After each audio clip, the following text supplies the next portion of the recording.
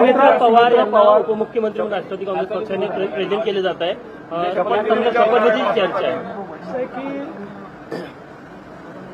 कुठलाही निर्णय जो काही घ्यायचा असेल तो राष्ट्रवादी काँग्रेस पक्ष घेईल आणि राष्ट्रवादी काँग्रेस पक्ष जो निर्णय घेईल त्याच्या पाठीशी आम्ही उभे राहू, सरकार म्हणून आणि भारतीय जनता पार्टी. त्यामुळे मी आता आपल्याला एवढंच सांगू शकतो की अजितदादांचं कुटुंब असेल किंवा राष्ट्रवादी काँग्रेस पक्ष असेल याच्या पाठीशी आम्ही पूर्णपणे उभे आहोत.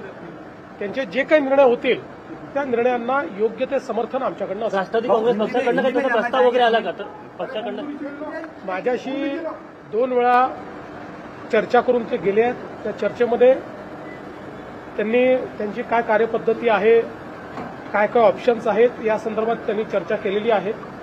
मात्र अंतिम निर्णय जो काही असेल तो त्यांचा पक्ष घेईल. त्यामुळे त्या संदर्भात मी बोलणं हे योग्य होणार नाही. शपथविधी उद्या होण्याची शक्यता आहे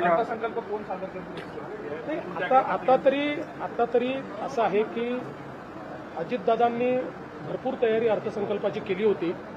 त्यामुळे आता उद्यापासून मी स्वतः लक्ष घालून अर्थसंकल्पाच्या ज्या काही प्रोसेसेस आहेत त्या मी स्वतः पूर्ण करणार आहे आणि मग आम्ही इव्हेंच्युअली ठरवू काय करायचं. शपथविधी काही वेळ ठरली का? शपथविधीची अशी काही वेळ?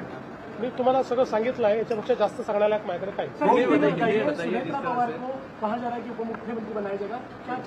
देखिए, कोई भी निर्णय जो होगा ये निर्णय राष्ट्रवादी कांग्रेस पार्टी लेगी.